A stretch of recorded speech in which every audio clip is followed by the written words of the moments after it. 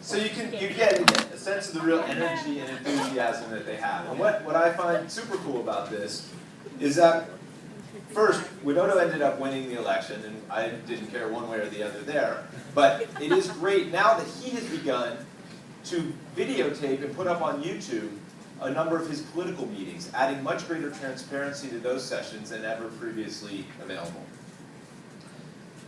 So if you think back even 10 years ago, it's hard to imagine that any of these folks that we've been talking about could have even gotten a meeting with the producers and the creators and the gatekeepers to broadcast. And today, we're happy to say that the middleman has been eliminated, and that these users can now directly reach out and build local and global audiences. And you can see from their fast rise that people just love these videos. And what's interesting is that YouTube isn't just a pathway to success in traditional media. It's creating self-sustaining and flourishing communities in its own right. We sometimes don't realize it, but by just empowering these communities to have a visible voice, it inspires and creates other folks from that community to jump in and participate as well.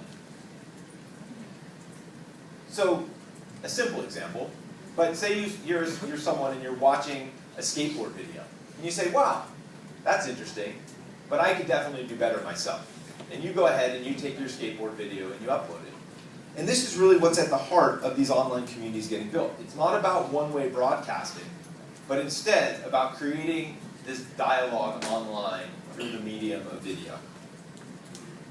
So when a creative kid sees a channel like Ginny Boy TV, they themselves get inspired to go and create videos for their audience.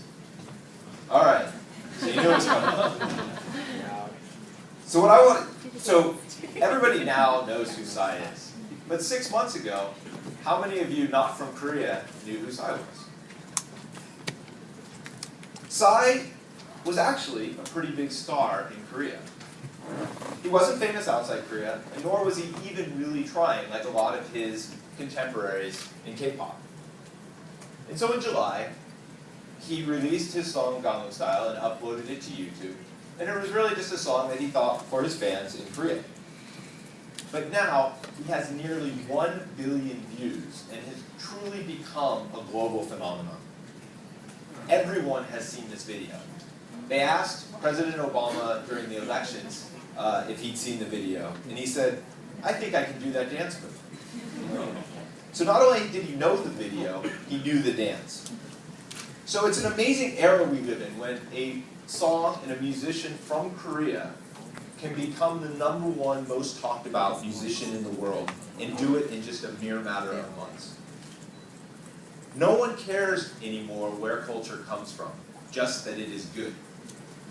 We're all familiar with the idea that kids around the world loved American culture and Michael Jackson, but what's so amazing about this is that Psy, again in a matter of months, has displaced a lot of this and become the thing that everyone is talking about. As much as YouTube is connecting cultures together with each other, what we love is that YouTube is helping global cultures become truly more global. One of the greatest things we've seen with YouTube in Southeast Asia is the number of local stars that are using YouTube as a platform to build audiences worldwide.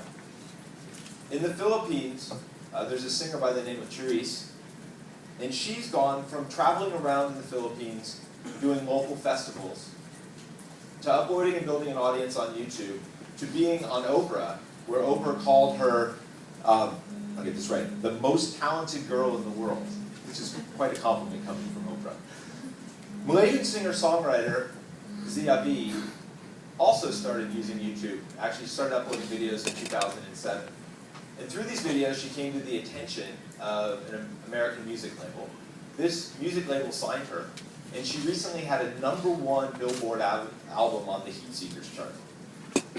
And in Indonesia, we have the brothers and sisters Gamaliel and Audrey, who have recorded cover songs from their bedroom, was their start, and now they've gone on to become large stars in Indonesia.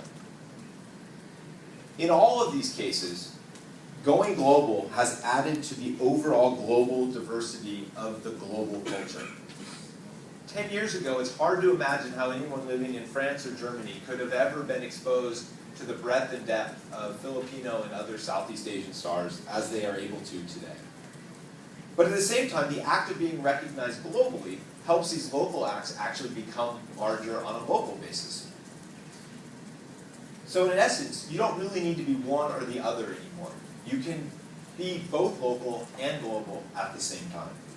Psy is arguably the largest musician in current pop culture, and he's also equally larger than he's ever been at Korea at the same time. So in all of this, the creators bring the stories, and YouTube keeps the platform strong. And we do a number of things in order to make this happen. The first is languages. So when YouTube launched, as you can imagine, it launched in one language. Today, it's available in 61 languages, including Thai, Chinese, Bahasa Malaysia, Bahasa Indonesia, and 7 Indian languages. What we really want is to make it available to users in all languages so they can have as great of an experience as the languages where we've already launched. And we want everyone to be able to interact with it no matter where they are. So we've launched, oops, not too early. We've gone from one domain to now we've launched 49 localized experiences. And what these local country domains allow is for users to find more easily the content that they and their contemporaries find relevant. And this also allows us to connect the local content creators with local advertisers, which adds a much needed boost to the local ecosystem. Another area where we invest a lot of time and effort is on mobile devices. And you've heard a lot today about all of our efforts in mobile. In a lot of these emerging market countries, what we're going to see is mobile is the first device they will have, in many instances, in most instances, the only device they will have to access the internet. So we've worked hard over the last few years to ensure that the experience you get on YouTube on the desktop is the same that you get across any connected device. We have great experiences across iOS, Android, connected televisions, gaming devices.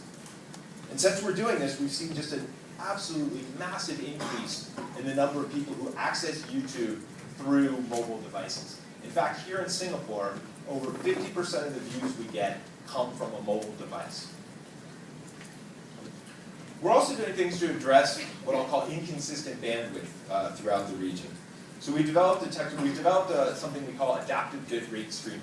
And what that does is it allows us to better understand the capabilities of the user's internet connection.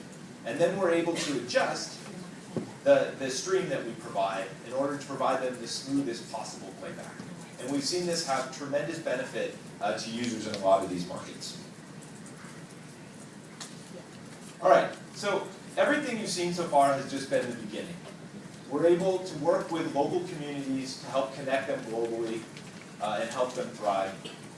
We've been able to bring the world's best teachers and really build out an EDU product that connects the best minds to people locally in these markets.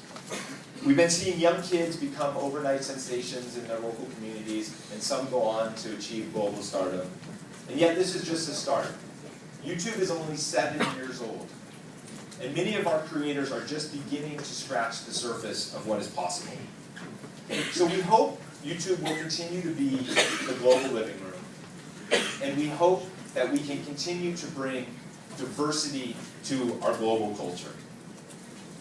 And how people use YouTube is a harbinger of what is possible when you connect the next billion people online with the global network.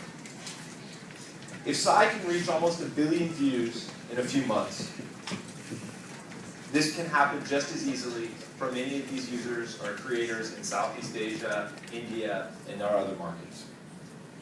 And then think about what is possible when these creators are connecting not just about global culture, but possibly about business ideas or other things that benefit society.